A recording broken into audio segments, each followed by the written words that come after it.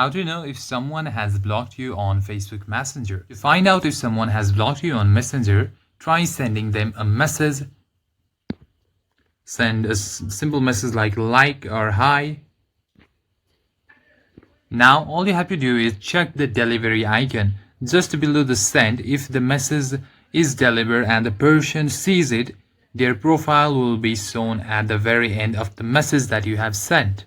And if the check mark never changes to a filled circle or their profile picture, you have likely been blocked.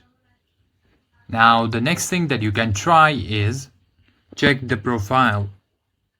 Now go to the Facebook and try searching for their name. Now when you search for their name, and if you cannot find their profile, or if you can find it but it says the content isn't available right now, that means your account is either blocked or the person deleted their account.